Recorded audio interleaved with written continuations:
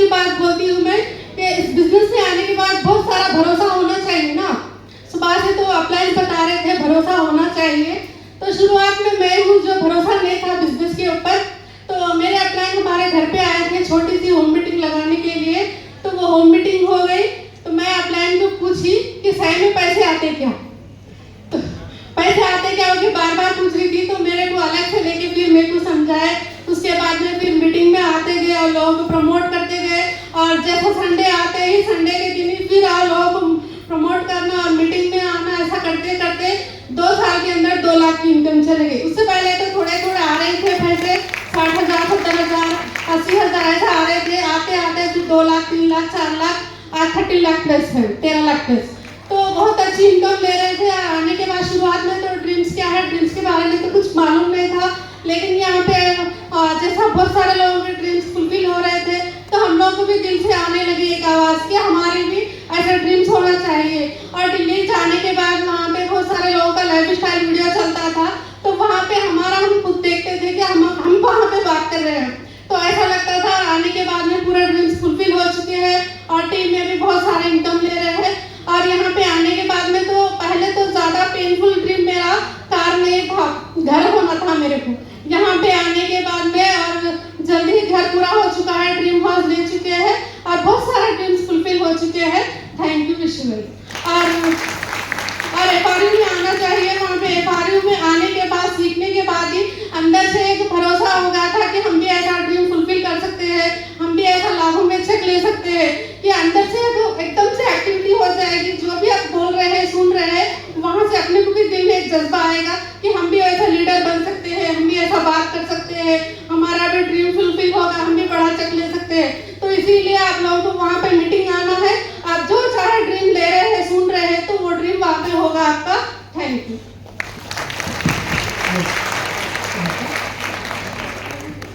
ये सर सुनने के लिए तैयार हैं? मैं आज पूरा हिंदी बात करूंगा। यस यस తెలుగులో మాట్లాడతాను. సో నేర్చుకోవడానికి రెడీ ఉన్నారా? ఎస్. సో ఫ్రెండ్స్, నా పేరు సలీం. ఈ బిజినెస్లోకి రాకముందు నేను ఏం చెప్పానో అంతా మీరు వీడియోలో చూసిరు. Yes or no? Yes or no?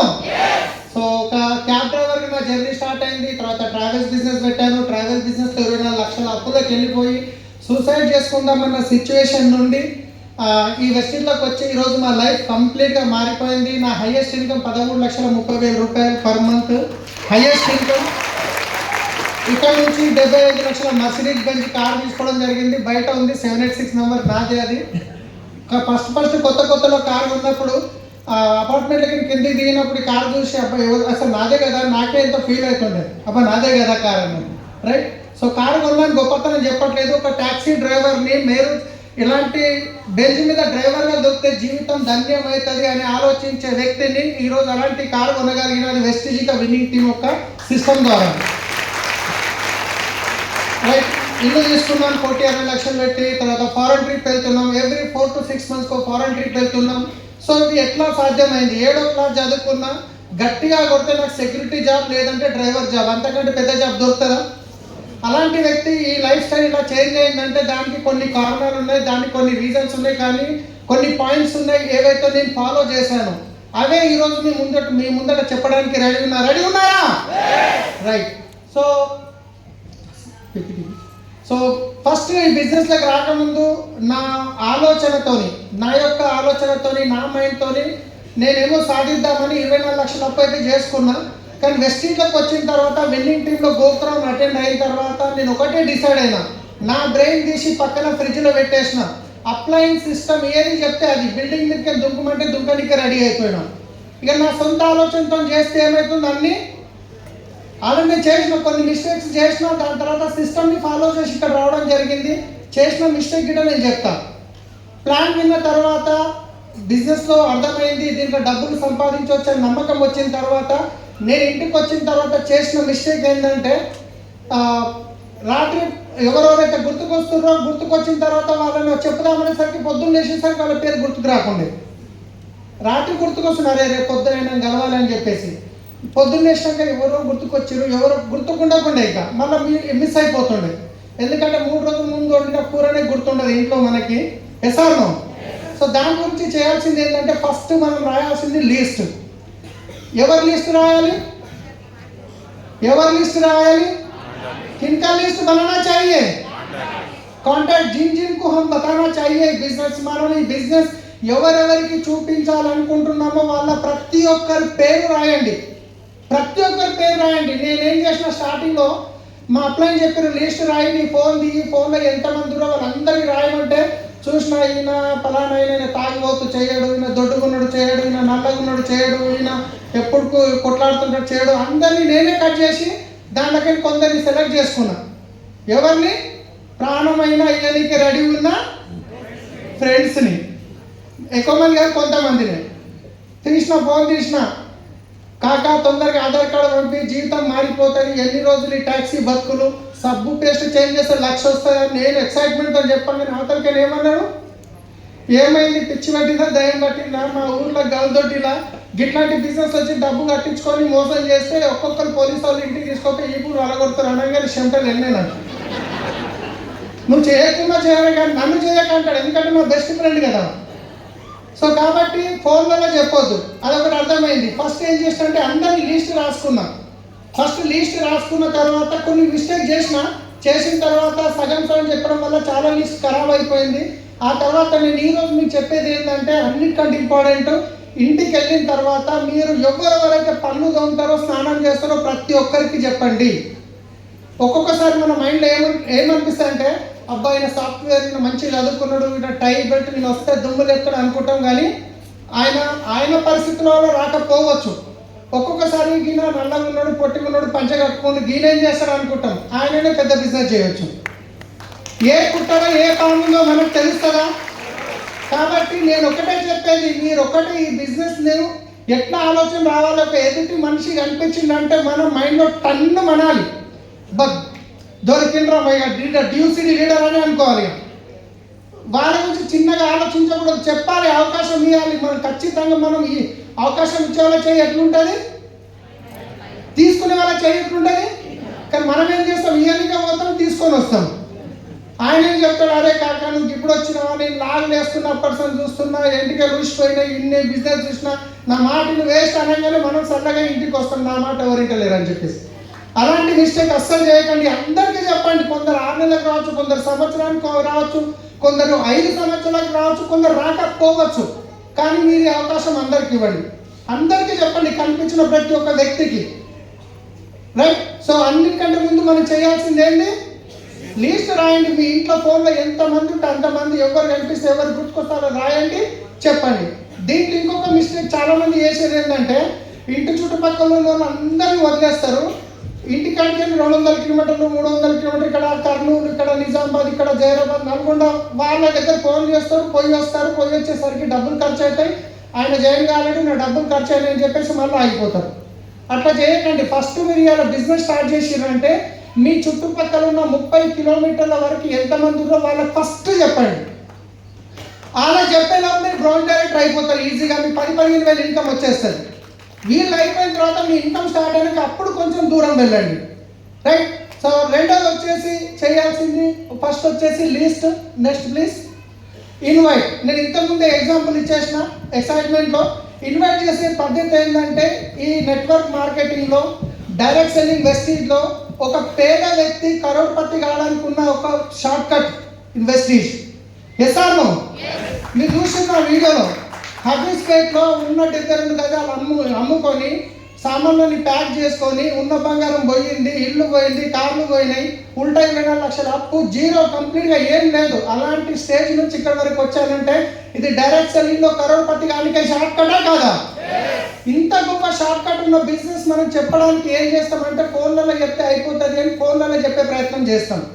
100% ఫోన్లలో చెప్పకండి. ఎదుటి వ్యక్తి దగ్గరికి పోయేటప్పుడు మీరు ఒకటే చెప్పండి వాళ్ళకి, అన్ననా, కాకనా, తమ్ముడా, దోస్తా, అన్న ఇంటికాడ ఉన్నవాళ్ళు ఉంటాను, ఇంటికాడ ఇవాళ ఉన్నామంటే నేను రేపు ఉంటామని ఉంటా, ఏ టైంకి ఉంటా పలానా టైం, సరే నేను వస్తున్నాను, నేను మా భార్య ఇద్దరం వస్తున్నాం. ఎందుకు అంటాడు, అటే పోతున్నాము సరే కలిసిపోతామని చెప్పండి, నో ప్రాబ్లం. ఇది వద్దంటాడా? చాయ్ పెడతాడు, మీకు బిస్కెట్ కూడా రెడీ చేస్తాడు, అవునా కాదా? లేదన్నా నేను మంచి బిజినెస్ చేస్తున్నా, సబ్బు బిజినెస్ చేంజ్ చేస్తే చాలా 1,00,000 వస్తుంది, నేను వస్తున్నా అంటే ఏమంటాడు? మా కుక్కకి దగ్గు వచ్చింది, మా పిల్లికి తుమ్ము వచ్చిందని ఏదో ఒక రీజన్ చెప్తాడు.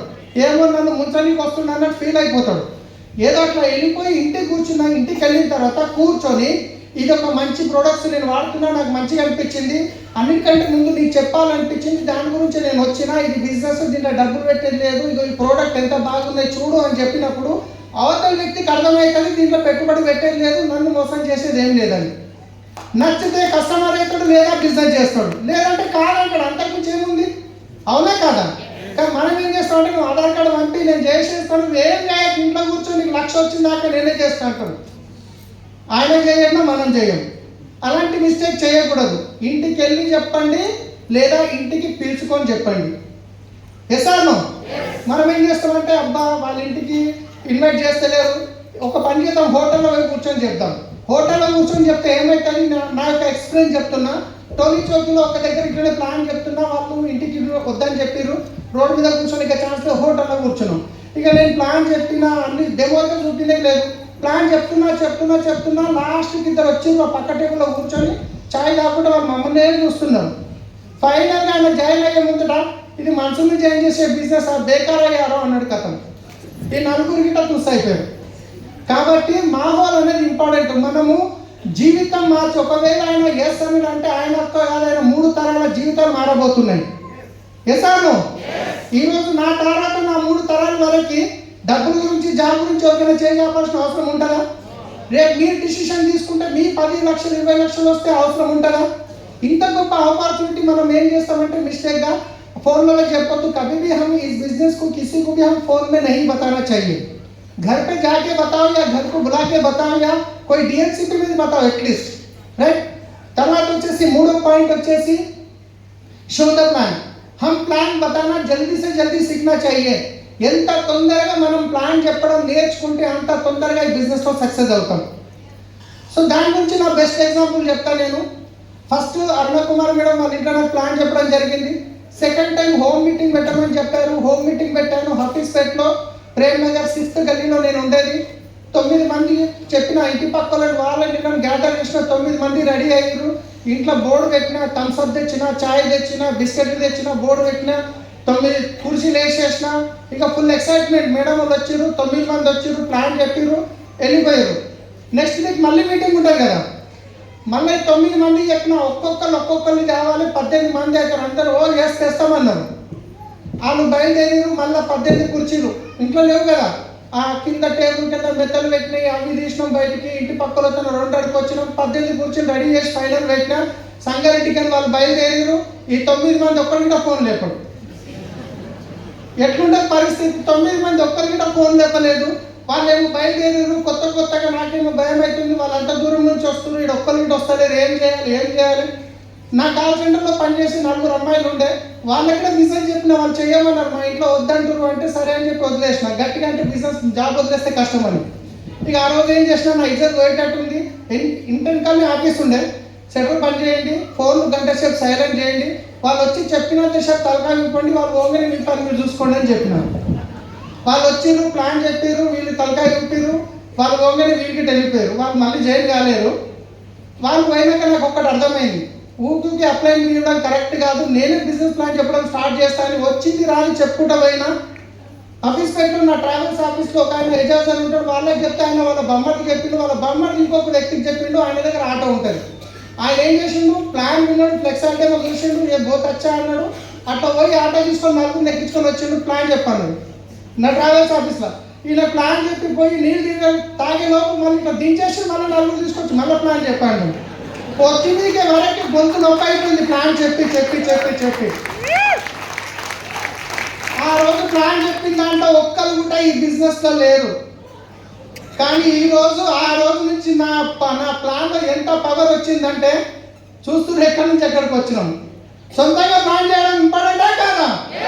ఎంత తొందరగా ప్లాన్ చెప్పడం ఏం లేదు అన్న చమత్కారం. మార్కెట్లో డబ్బులు ఎక్కడ పోతున్నాయి, నువ్వు అనుకుంటే ఏం బెనిఫిట్ వస్తుంది, 10 మంది చెప్తే ఏం ఇన్కమ్ వస్తుంది, ప్లాన్ గతం. ప్రపంచంలో ఏ వ్యక్తికైనా ఫస్ట్ టైం ప్లాన్ అర్థం కాదు. ఆయన మీ యొక్క మీ యొక్క మీ మీద ఉన్న రెస్పెక్ట్తో జాయిన్ అవుతాడు, లేకపోతే ప్రోడక్ట్ చూసి జాయిన్ అవుతాడు. కానీ ఇక బిజినెస్ సరిపోయిపోయింది నేను కోర్టు సంపాదిస్తానైతే ఎవరికి అర్థం కాదు. ఎంత అర్థమయ్యేలాగా చెప్పే ప్రయత్నం కూడా చేయకండి. మీ మీద ఉన్న నమ్మకంతో జాయిన్ అవుతాడు, చెప్పండి. ఆ తర్వాత 2-3 మీటింగ్లకు వస్తాడు, దాన్ని స్టడీ చేస్తాడు, దానికి అర్థమైనాక ఆయన పరిగెత్తుతాడు. రైట్? సొంతంగా ఎంతమంది ప్లాన్ చెప్పడం స్టార్ట్ చేశారు? Wow, excellent, super, great. ఒకసారి గట్టిగా క్లాస్ చేయొచ్చు మీరందరి గురించి. ప్లాన్ చెప్పిన తర్వాత నెక్స్ట్ చేసేది ఫాలో అప్. రైట్?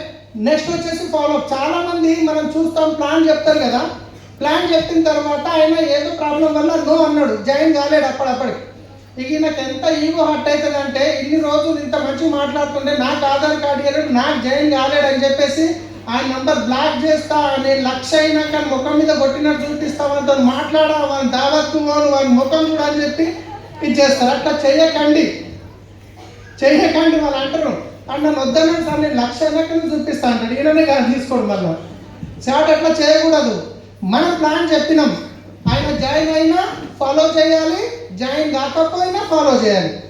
జాయిన్ కాలేడు అనుకోండి, ఇప్పటి వరకు మీరు ఏదైతే రిలేషన్షిప్ ఉందో అట్టనే మెయింటైన్ చేయండి. ఇప్పుడు తంగలపల్లి శ్రీనివాస్ సార్కి నేను ఫస్ట్ టైం చెప్పినా, నేను చెయ్యను నువ్వు చెయ్యకు అన్నాడు. 6 నెలల తర్వాత నా ఇన్కమ్ 30,000 వచ్చింది. అప్పుడు జాయిన్ అయ్యిండు. ఈరోజు 18 లక్షల ఇన్కమ్ తీసుకుంటున్నాడు. 3.5 కోట్ల ఇల్లు కడుతున్నాడు. ఆ రోజు మా బెస్ట్ ఫ్రెండ్ నాతో కాదన్నాడు కదా, నేను 1,00,000 వచ్చిందాకైనా ముఖం చూడాలనుకుంటే ఈరోజు బిజినెస్ ఇంతవరకు అవుతుండేనా? నేనేం చేసినాను, బిజినెస్ చేయకున్నా సరే బాగున్నావా, తిన్నావా, పిల్లలు బాగున్నారా, ఏం చేస్తున్నారు పెట్టేసిన. మళ్ళీ 15 రోజుల్లో ఫోన్ చేస్తాం, బాగున్నావా, ఏం చేస్తున్నావు, ఉల్టా నన్ను అడిగాడు, ఏం దాకా వచ్చింది బిజినెస్, నాకు 30,000 వచ్చినాను. అట్లా ఎట్లా వచ్చినాయి, ఇట్లా వచ్చినాయి, స్టార్ట్ అయింది. మనం ఫాలో అప్ చేయాలి. జాయిన్ అయితేనేమో ప్లాన్లకి వెళ్ళి ఫాలో అప్ చేస్తాం, జాయిన్ కాకుంటే ఇప్పటిదాకా ఎట్లున్నామో అది కంటిన్యూ ఉండండి. ఆయన టైం వచ్చినప్పుడు ఆయన వస్తాడు. ప్రతి 3 నెలలకు ఒకసారి నక్షత్రాలు చేంజ్ అవుతాయి అంటారు, వాస్తవా కాదా? ఈ రోజు ఉన్న మా ఇంటి పరిస్థితి 3 నెలల తర్వాత ఇంకా బెటర్ కావచ్చు, కొన్ని కష్టాలు రావచ్చు. అలాంటప్పుడు ఆలోచనలు మారుతాయి. కాబట్టి మనం వాళ్ళతో ఫాలోఅప్లో ఉండాలి, ఎవరి ఈగోని హర్ట్ చేయకూడదు. రెడీయా? నెక్స్ట్ వచ్చేసి 5వది వచ్చేసి గెట్ స్టార్టెడ్. ఈ బిజినెస్ చూడండి, బయట నాకు తెలిసిన చాలా మంది ఫ్రెండ్స్ ఉన్నారు. నెట్వర్క్ బయట ట్రెడిషనల్ బిజినెస్ లక్షల పెట్టుబడి పెట్టి రిస్క్ తీసుకొని రాక మస్తు బాధపడుతున్నారు. కానీ ఈ బిజినెస్లో మనం డబ్బులు కట్టిస్తున్నామా? జస్ట్ ఇంట్లో వాడే సామానే కదా చేంజ్ చేపిస్తున్నాం. అలాంటప్పుడు మనం ప్లాన్ చెప్పడానికి పోయేటప్పుడు మనతో పాటు ప్రోడక్ట్ తీసుకొని పోయినాం అనుకోండి, వాళ్ళు ఇమ్మీడియట్లీ బిజినెస్ స్టార్ట్ చేయవచ్చు. మనం ప్లాన్ చెప్పడానికి పోయినప్పుడు ఖాళీ ఫోటోలు తీసుకోపోయి ఇది సబ్బు. ఇప్పుడు లేడీస్ ఇక్కడ చాలా మంది ఉన్నారు. పండగకి మీరు బట్టల షాప్కి వెళ్తారా? బట్టలు కొన్నికే సిరా షాప్కి వెళ్ళి ఒకటే సిరా చూసి కొనుక్కొస్తారా? 10 రకాల సీరలు 10 రకాల నేను మా వైఫ్తో వెళ్ళినా కాబట్టి చెప్తా, ఎప్పుడు యాస్టక్ వస్తే వాళ్ళ షాపింగ్ అంటే నా ప్రాణానికి వస్తుంది. అందుకే చెప్తున్నా, మీరు ఎవరేమో అనుకోకండి. ఒక్కటి అదే తీయమంటారు. నాకు అనిపిస్తుంది ఎన్ని తీస్తాడు ఆయన, ఎన్ని మాటలు పెడతాడు, ఏదో ఒకటి తీసుకుంటే అయిపోయాగా అది తీస్తారు, ఒక గద్ది అంటారు, పట్టి చూస్తారు, ఇది గుచ్చుకుంటుంది అంటే మన ఇట్లా పెట్టి చూస్తారు. అన్ని చూసినాక కూడా ఒక్కసారి కొంటారు, ఒకసారి రేట్ కూడా వాడకుండా కొనుక్కోవడానికి వస్తారు. వాస్తవా కాదా? ఒక చీర కొనికి ఇంత చూసినప్పుడు జీవితం మార్చడానికి వెళ్ళేటప్పుడు మనం ప్రోడక్ట్ తీసుకెళ్తే బాగుంటుందా, లేకపోతే ఫోటోలు చూపిస్తే బాగుంటుందా? మీరు ప్రోడక్ట్ తీసుకొని వెళ్ళి ప్లాన్ చెప్పిన తర్వాత వాళ్ళు చూస్తారు, టచ్ అండ్ ఫీల్, ఎంఆర్పి ఏంది, ఎప్పుడు మ్యానుఫ్యాక్చర్ అయింది, టచ్ అండ్ ఫీల్ గుడ్ అనిపిస్తుంది. సరే అంత దూరం నుంచి వచ్చినావు కదా, ఏవో కొన్ని ఇచ్చిపోని అట్లీస్ట్ ప్రోడక్ట్ అన్న తీసుకుంటారు. ప్రోడక్ట్ వాడిన తర్వాత వాళ్ళకి మంచిగా అనిపించి మళ్ళీ సరే కదా ఏదో సబ్ ఇచ్చినావు కదా మనకు కావాలంటున్నా అంటే అప్పుడు మనకి మళ్ళీ ప్లాన్ ముందుకు తీసుకెళ్ళడానికి అవకాశం ఉంటుంది. ఎస్ఆర్ఓ అరుణ మేడం దగ్గర నన్ను జాయిన్ చేసినప్పుడు కూడా నాకు ఆమె ఏం చేసింది, ఒక సబ్బు నైట్ క్రీమ్ ఒక సబ్బు ఇచ్చింది. ఆ సబ్బు వాడిన తర్వాత సబ్బు బాగా అనిపించింది, నైట్ క్రీమ్ మా వైఫ్కి బాగా అనిపించింది. ఆమె ఏం చేసింది, మా వైఫ్కి నెట్వర్క్ తెలియదు. వాళ్ళ ఇంటి ముందు ఒక ఫ్రెండ్ ఉంటుంది నస్రీన్ అని, ఆమె చెప్తుంది, ఇక ముచ్చట్లు పెడతారు కదా, మా ఆయన సంగారెడ్డికి వెళ్ళి తెచ్చింది, ఎంత బాగుంది అన్నది. ఆ బాగుంది నాకిట కావాలని వారం రోజులు తిరిగిందాం మా ఇంటికి. మేము అన్నం తింటున్నాము టకటక, ఎవరంటే నస్రీన్, ఎందుకంటే అదేదో కావాలంట. సో కాబట్టి ప్రోడక్ట్ పెట్టుకొని వెళ్ళండి, మోమాట పడకండి. మనం ప్లాన్కి వెళ్తున్నామంటే మనతో పాటు ప్రోడక్ట్ ఉండాలి.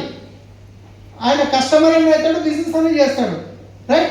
లాస్ట్ వచ్చేసి ఇంకో పాయింట్ వచ్చేసి PAR, పర్సనల్ యాక్టివిటీ రిపోర్ట్. ఇక్కడ ఉందా? బయట ఒక్కసారి తీసుకోరా. పర్సనల్ యాక్టివిటీ రిపోర్ట్ నిజం చూడండి, మనము నేను జాబ్ కూడా చేసిన, బిజినెస్ కూడా చేసిన. ట్రెడిషనల్ బిజినెస్ అంటే పెద్ద బిజినెస్ కాదు. జాబ్ పోయేటప్పుడు బీడిఎల్లో ఐన్స్టైన్లో పనిచేసేది. అక్కడ మా ఓనర్ వేణుధర్ రెడ్డి అని ఉండేది. పొద్దున్న ఫస్ట్ షిఫ్ట్ 6 గంటలకు 5 నిమిషాలు లేట్ అయితే తిట్లు తగ్గ ఏమరా తలకాయ తిరుగుతున్నారా అంటుండే 5 నిమిషాలు లేట్ అయితే. అట్లాంటిది మనం వచ్చేసింది. సో అట్లాంటిది మనం జాబ్ పోయేటప్పుడు టైం మెయింటైన్ చేస్తాం. ఎస్ఆర్ను ఇష్టం ఉన్నప్పుడు పోతే నడుస్తుందా? లేదు జాబ్ కదా, వారం రోజులు పోతా, వారం రోజులు పోకుండా అంటే మన ప్లేస్ ఇంకోళ్ళు వస్తారు. బయట జాబ్లో కానీ బిజినెస్లో కానీ time to time settle open చేస్తామా చెయ్యమా? కానీ ఈ బిజినెస్లో మనకు బాస్ అనేవారు ఎవరు లేరు. ఎందుకు నువ్వు ప్లాన్ ఇలా చాలామంది పిలిచారు, చాలామంది వచ్చారు, చాలామంది రాలేరు. రాళ్ళతో కొట్లాడతామా? ఎందుకు రాలేను నీ ముఖం చూడ అంటామా? నెక్స్ట్ వారం రాని చెప్తాం. అవునా కాదా? ఈ బిజినెస్లో బాస్ అనేవారు ఎవరు లేరు మనకు. ఈ బిజినెస్లో బాస్ ఎవరంటే ఒకటి మన డ్రీమ్, రెండోది PAR పర్సనల్ యాక్టివిటీ రిపోర్ట్. దీంట్లో ఏముంటుందంటే ఇది పడుతుంది. సో దీంట్లో ఏముంటుందంటే మొత్తం డాటా ఉంటుంది దీంట్లో. ఇప్పుడు 1వ తారీఖు నుంచి 30వ తారీఖు వరకు డేట్ ఉన్నది. ఈ డేట్ లోపల 1వ తారీఖు మీరు ఎన్ని ప్లాన్లు చేసిరు? ఇక్కడ 2 ప్లాన్ చేసిరు. ఎంతమంది జాయిన్ అయ్యారు? ఒక్కటి రాయండి. ఎవరు జాయిన్ కాలేదు 0 రాయండి. 2వ తారీఖు ప్లాన్ చేయలేకపోయారు 0 రాయండి. 3వ తారీఖు చేయలేదు 0 రాయండి. 4వ తారీఖు రాయలేదు 0 రాయండి. 5వ తారీఖు మీ లోపల మీకే నొప్పి అనిపిస్తుంది.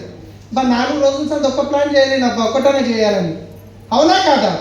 సో ఇది కనుక మీరు రిపోర్ట్ కనుక ఇది ఒక 1 ఇయర్, ఈ బుక్ 1 ఇయర్ వస్తుంది. ఇది 1 ఇయర్ మీరు ప్రాపర్గా దీన్ని నింపగలిగితే 1 లాక్ ఇన్కమ్ ఈజీగా తీసుకోవచ్చు.